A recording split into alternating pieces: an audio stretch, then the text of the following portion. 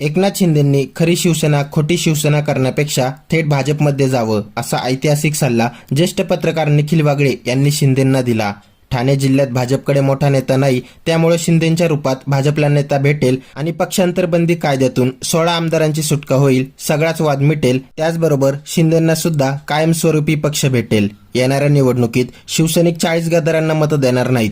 जर शिंदे 40 आमदारांना घेऊन भाजपमध्ये गेले तर कमीत कमी भाजपची मतं तरी 40 गद्दारांना भेटतील, कारण खरी शिवसेना ही फक्त उद्धव ठाकरेंची आहे। हे शिंदेंना माहिती आहे, भाजपला माहिती आहे, अजित पवारांना माहिती आहे, जनतेला माहिती आहे। एकनाथ शिंदे हा मोदींचा माणूस आहे हे स्वतः शिंदेंनी जाहीर सभेत सांगितलं होतं। त्यामुळे शिंदेंनी शिवसेनेत राहून मोदींचा जप करण्यापेक्षा शिंदेंनी सरळ भाजपमध्ये प्रवेश करून मोदींचं काम करावं। खरी शिवसेना उद्धव ठाकरेंची, मी हा निष्कर्ष काढलेला आहे। आणि तुम्ही असं गमतीने म्हणू शकता की वागळेंच्या कोर्टाने सुप्रीम कोर्टाच्या आधी निर्णय दिलेला आहे। मला असं वाटतंय की मुख्यमंत्री एकनाथ शिंदे आणि त्यांचे जे सगळे खोकेबाज सहकारी आहेत यांनी सुद्धा मनोमन हे मान्य केलेलं आहे।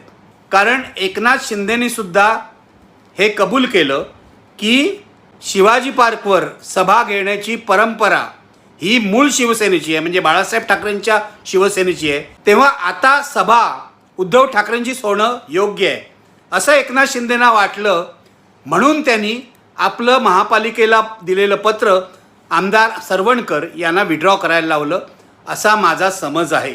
उशिरा का होईना ते मान्य करतील की मूळ शिवसेना ही उद्धव ठाकरेंचीच आहे, तर चांगली गोष्ट आहे, संघर्ष टळेल। तुम्ही आता वेगळे झालेला आहात, तुम्ही वेगळं घर केलेलं आहे।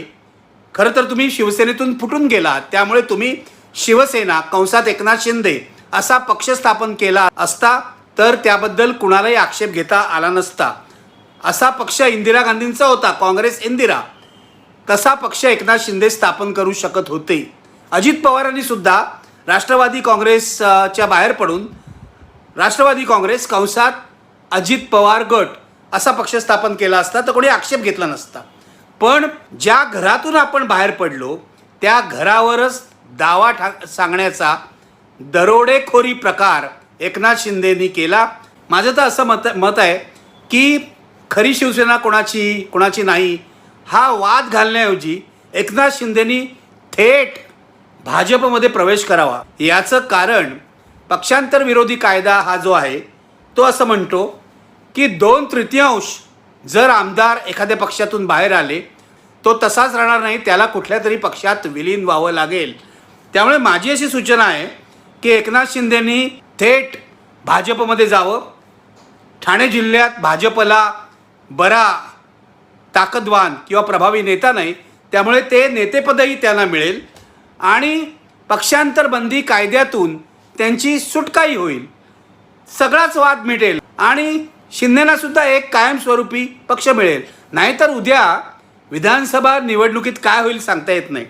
शिंदेंकडे जे आता आमदार आहेत 40 जे काही आमदार आहेत, अर्धे तरी आमदार विधानसभा निवडणुकीत निवडून येतील का अशी शंका सर्वांच्याच मनात आहे। कारण हे आमदार शिवसेनेच्या नावावर, उद्धव ठाकरे यांच्या नेतृत्वाखालच्या शिवसेनेच्या नावावर निवडून येत होते, त्यांना आता लोक मतं देतील। भाजपने कितीही पैसा पुरवला, मोदींची प्रतिमा असली तरी त्यांना लोक मतं देतील याची खात्री नाही। सुप्रीम कोर्टाने असं जाहीर केलं, एकनाथ शिंदे यांचं सरकार हे बेकायदा पद्धतीने आलेलं आहे। व्हीप म्हणून भारत गोगावलेंची नेमणूक जी झालेली आहे किंवा निवड जी झालेली आहे ती सुद्धा बेकायदा पद्धतीने आहे। राज्यपालांचं वागणं बेकायदा होतं, तरीसुद्धा हे सरकार आम्ही काढू शकत नाही कारण उद्धव ठाकरेंनी राजीनामा दिला। त्यामुळे हे बेकायदा अनैतिक सरकार अजूनही बसू नये। हा तोटा उद्धव ठाकरेंचा जसा आहे तसा महाराष्ट्रातल्या जनतेचा सुद्धा आहे। पण सगळे कायदे, सगळे निकष जर लावले तर शिवसेनेची यंत्रणा, शिवसेनेचे कार्यकर्ते, बहुसंख्य कार्यकर्ते महाराष्ट्रातले हे उद्धव ठाकरेंच्या बाजूने आहेत, हे सिद्ध झालं आहे। हां, आमदार आणि खासदार हे एकनाथ शिंदेंच्या बाजूने आहे हे स्पष्ट आहे। पण केवळ आमदार खासदारांच्या जीवावर हा निर्णय तुम्हाला घेता येणार नाही। पण पुढच्या वेळेला यातले बहुसंख्य आमदार खासदार पडले तर काय, त्यावेळेला शिवसेना कोणाची होईल? मग काय हा निर्णय फिरवला जाणार आहे की नाही? आता मतं एकनाथ शिंदेंना नाही तर उद्धव ठाकरेंना पडलेली आहेत, त्यामुळे आता शिवसेना उद्धव ठाकरेंची असा निर्णय देण्यात येणार आहे? नाही, हा पोरखेळ नाही. त्यामुळे लॉंग टर्म विचार करूनच निवडणूक आयोगाला निर्णय द्यायला पाहिजे होता, तो त्यांनी दिला नाही. आता तो निर्णय सुप्रीम कोर्टात तपशीलवार युक्तिवाद होऊन बदलला जाईल अशी माझी अपेक्षा आहे, आणि केवळ माझीच नाही तर महाराष्ट्रातल्या बहुसंख्य जनतेची अपेक्षा आहे. केवळ शिवसैनिकांची नाही, काँग्रेस, राष्ट्रवादी यांचे जे समर्थक आहेत त्यांचीसुद्धा हीच अपेक्षा आहे की खरी शिवसेना ही उद्धव ठाकरेंचीच आहे. फक्त भारतीय जनता पक्षाला वाटत असेल की नाही उद्धव ठाकरेंना अशा प्रकारे न्याय मिळता येत नाही, न्याय मिळता कामा नये. याचं कारण, जर तसा न्याय उद्धव ठाकरेंना मिळाला तर भाजपची अडचण होते, हे लक्षात घ्या. भाजपने हे सगळं कारस्थान केलं आहे, त्याच्यावर पाणी फेकलं जाईल म्हणून भाजपला असं वाटत असेल. पण बाकीच्या पक्षातल्या लोकांना असं वाटतं की शिवसेना ही उद्धव ठाकरेंचीच आहे, असायला हवी. असाच निर्णय सुप्रीम कोर्टाने द्यायला हवा.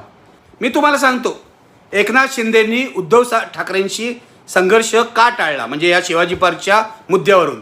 याचं कारण आधीच एकनाथ शिंदेंबरोबर शिंदेंबद्दल फारशी सहानुभूती नाही लोकांना. अशा परिस्थितीत पुन्हा एकदा संघर्ष झाला तर शिंदेंची प्रतिमा खराब होते आणि सहानुभूती गेल्या वर्षीप्रमाणेच उद्धव ठाकरेंना मिळते हे शिंदेनाही कळतं आणि त्यांचे पालक असलेल्या भाजपलाही कळतं. त्यामुळे यावेळेला बहुतेक भाजपने त्यांना सल्ला दिला आहे की तुम्ही संघर्ष करू नका. निवडणुकीच्या तोंडावर असा संघर्ष झाला तर तुम्ही बदनाम व्हाल, तुमच्या बरोबर आम्ही बदनाम होऊ आणि एकूणच आपल्याला मतदानामध्ये मोठा फटका बसेल. त्यामुळे शिंदेनी माघार घेतली. म्हणून मी म्हणतो, ही माघार घेऊन शिंदेनी हे मान्य केलं आहे, खरी शिवसेना ही उद्धव ठाकरेंचीच आहे. शिवसेना ठाकरेंची की शिंदेंची, याबद्दल सोशल मीडियावर जनतेच्या कमेंट बघूया. मधुकर पाटील म्हणतात, खरी शिवसेना कोणाची हे शेंबडं पोरगही सांगेल, कारण सर्व जनतेच्या समोर घडलं आहे. इतका वेळ काढूपणा म्हणजे जनतेला मूर्ख बनवण्यासारखे आहे. चंद्रशेखर विभूते म्हणतात, खरं सांगू का, कमळाबाईच्या नादी लागून शिंदेने महाराष्ट्र नासावला. शिंदे लायकी शून्य आहे. पुढची कमेंट थोडी वेगळी आहे. शिवसेनेची विचारशैली अजिबात पटत नाही, अगदी बाळासाहेब ठाकरेंची सुद्धा. पण एवढं कळतं की या सगळ्या प्रकरणात उद्धव ठाकरेंवर अन्याय होतोय. किरण साहेब म्हणतात की एकनाथ शिंदेंनी अजून थोडी अधिक प्रगल्भता दाखवून दसरा मेळाव्याचा नाद सोडावा. उमेश ढमाले लिहितात, शिंदे साहेबांची अब्रू राहील का भाजपमध्ये गेल्यावर? उलट आमच्यासारखे शिवसेनेच्या कार्यकर्त्यांना लय भारी वातावरण होईल आणि भाजपचं पुरतच कल्याण होऊन जाईल. पुढची कमेंट अशी आहे की शिंदेंनी भाजपमध्ये जाऊन आपलं पुढचे काम करावे, ही जनभावना. कारण शिवसेना शिंदेंना झेपणार नाही. पुढील काळात सेना फक्त ठाकरेच पुढे नेऊ शकतात. उद्धव नागरे लिहितात, शिंदे गटाने शिवाजी पार्क मैदान सोडण्याचं खरं कारण हे सुद्धा आहे की आता त्यांच्या सभेला लोक येत नाही, किंबहुना आलेले लोक शेवटपर्यंत सभेला थांबत सुद्धा नाही, हे सत्य आहे. दिलीप पवार म्हणतात, फडणवीस हा काळी टोपीधारी माणूस आहे, मराठी माणसाने भाजपला मतदान करू नये. गणेश गायकवाड म्हणतात, एकनाथ शिंदे कामाचा माणूस होता, पण फडणवीसच्या नादी लागून वाया गेला. व्हिडिओ आवडला असेल तर लाईक करा, शेअर करा आणि अजून पण सबस्क्राईब केलं नसेल तर सबस्क्राईब नक्की करा.